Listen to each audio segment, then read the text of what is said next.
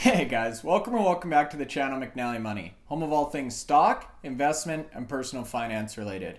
Now for today's video, I'm going to be providing an update on a company that we've actually talked about on the channel before. The company name is Ayurcann Holdings, and they've just come out with a couple of big news releases in the last few weeks that I wanted to dissect in this video. Now in addition to that, we're going to take a look at the leadership team and their updated business model and investor presentation. So there's a lot to unpack here, you guys. We're gonna get right into it. Before we do, please take a second to smash the like button. It really does help out the channel, especially with some of these smaller microcap type of companies that don't have a huge investor following. In addition to that, if you're not already subscribed to the channel, McNallie Money, feel free to do so. And let me know in the comments section below what you think of Ayurcann, if you're currently holding any shares, and what you think about their growth prospects moving forward. Now without further ado, let's get into today's video.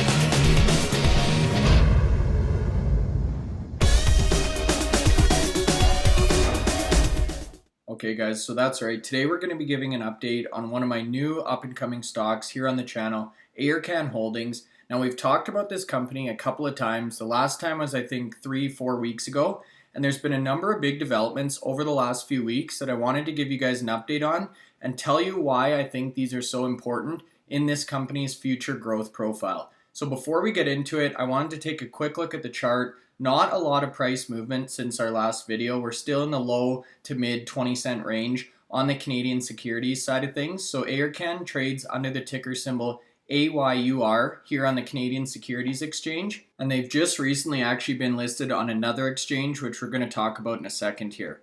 Now in terms of their chart over the last 6 months, you can see it's been a pretty good story, slow and steady since the start of April in the 15-cent range, and it's just steadily progressed up and to the right ever since. Now keep in mind, you guys, this is a very small cap company. Obviously, they're involved in the post-cultivation segment of the value chain within the cannabis sector here in Canada. There's a number of things I really like about this company. As most of you know who follow this channel, I'm a big bull on the Valens company, another extraction play here in Canada in the MJ space. And I feel like Ayurcann is really a Valens in the making here, you guys. And because of its market cap and its small size, you've really got the opportunity to get in at the ground floor. And because of that, I've taken a real liking to this company, and I'm really going to try and follow their progression and their growth as they transition from a small or micro cap to a mid-size or even hopefully a large player in the Canadian extraction space. Now in terms of market cap, I mentioned the term micro cap or small cap.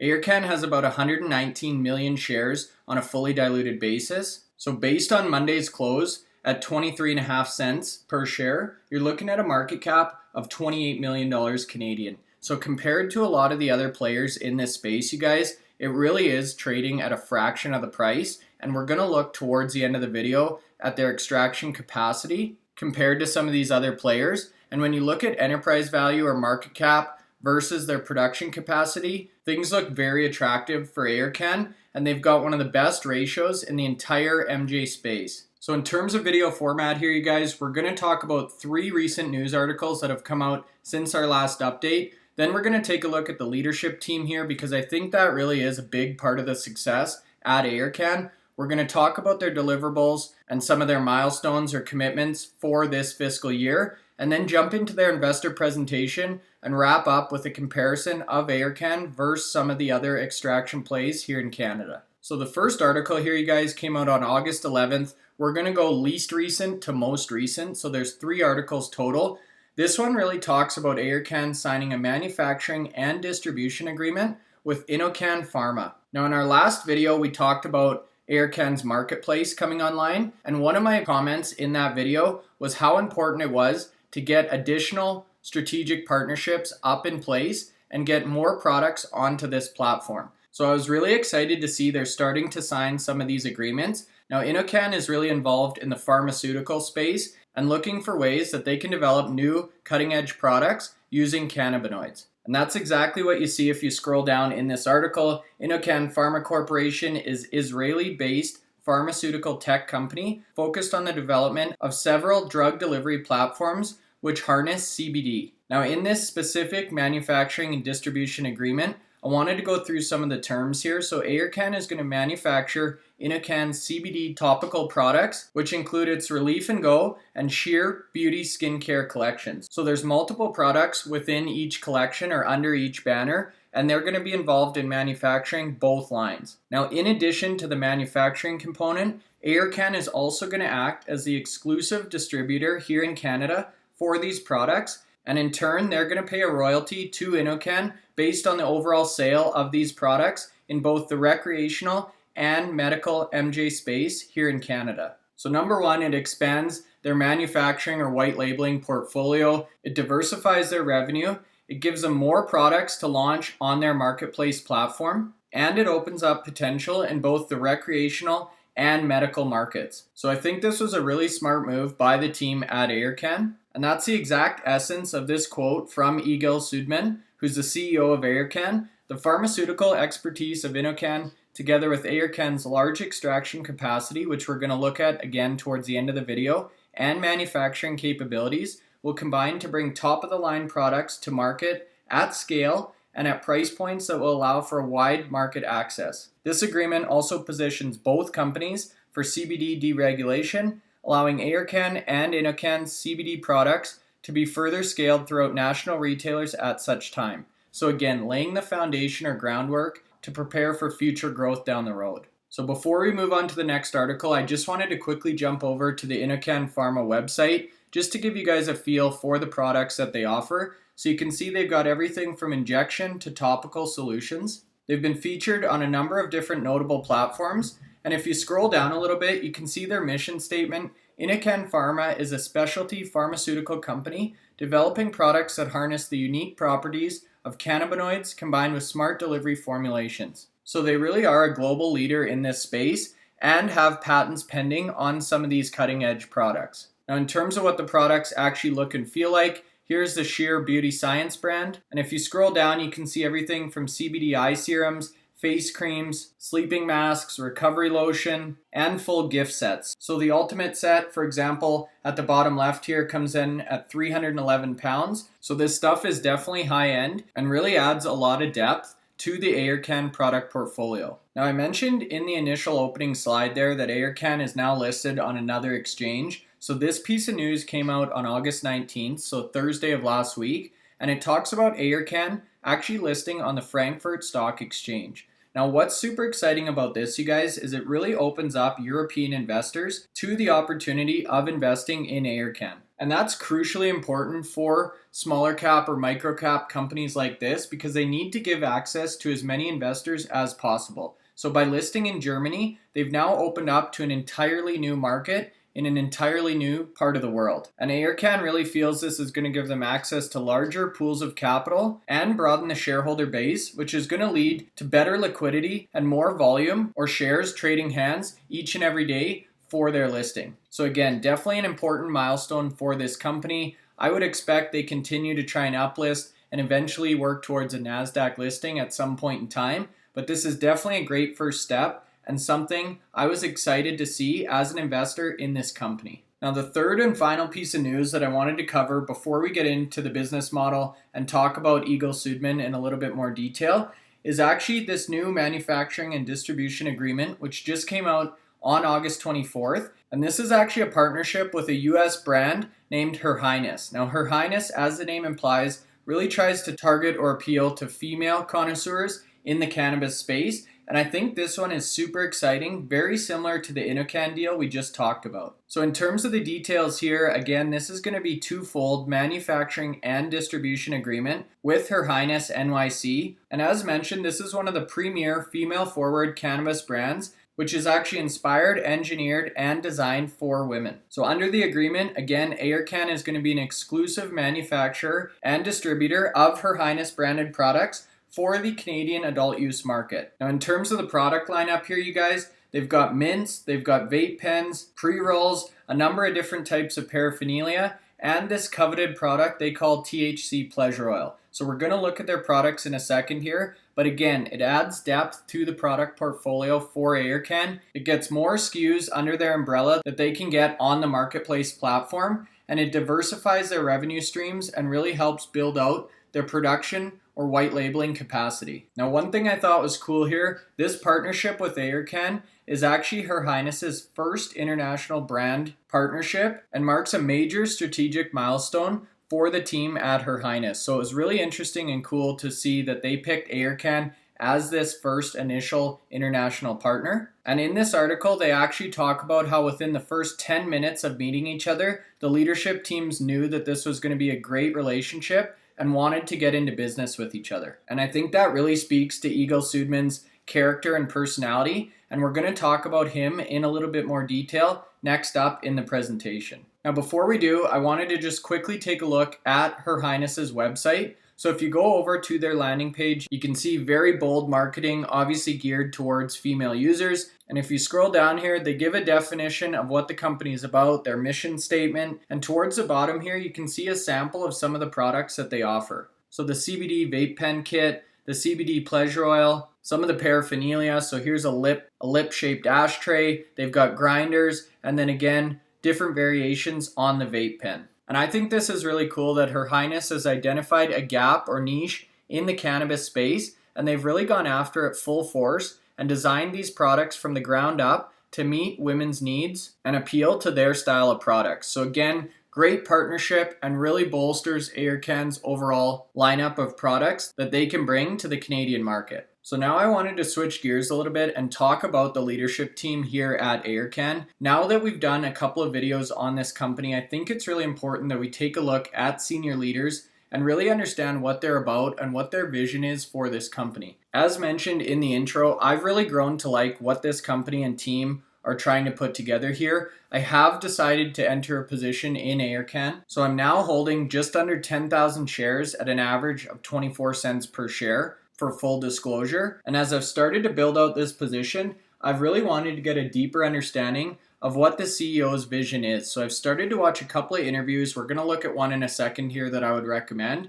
But Egil Sudman has over 20 years experience in multiple different industries here, you guys. So everything from real estate development, which is another area that I'm personally passionate about, to technology, and then obviously cannabis, where he is now. So in addition to that background in multiple different industries, he's also got experience building companies from the ground up. He knows how to scale businesses, and he's actually taken a number of these businesses to the Canadian Profit 50 list. So it's not like he's building small companies that fizzle out over time. These are notable enterprises that are receiving recognition within the Canadian commerce community. Now, in addition to the CEO position, the rest of the C-suite and senior leadership team here at Ayurcann also comes with very impressive credentials. So I'd encourage you guys to take a look at this slide, whether it's on their investor presentation or on their company website, because there really is a lot of value in understanding where the teams come from and where they're really trying to take this company moving forward. So this was actually the interview that I was watching the other day from Egil Sudman talking about some of the breaking news, which was actually the launch of Marketplace a couple of weeks ago. So this is another YouTube creator, Rich TV, who's actually caught on to Ayurcann and featured them a number of times on his channel as well. So I definitely encourage you guys to take a watch. You don't have to watch the full 22-minute video, but tune in for a couple of minutes and see for yourself the passion and focus that Egil Sudman has when he's answering questions about his company. He seems to me to be a very straight shooter, laser focused. He knows where he wants to take the company, and he knows exactly how to get there in terms of what deliverables or milestones investors really need to see. And speaking of milestones, that's a perfect segue to jump back to the Ayurcann website and get into their investor presentation, because there's a couple of things I really wanted to touch on since last time we went through their investor deck. So if you recall our last video, we were really talking about Ayurcann Marketplace, which is down here on the right. This video obviously focused more on the other side of the coin here, which is the Ayurcann manufacturing, specifically the white label manufacturing, and then ultimately distribution. So in terms of milestones, it's great to see that the company is really executing on both sides of the house, whether it's the manufacturing side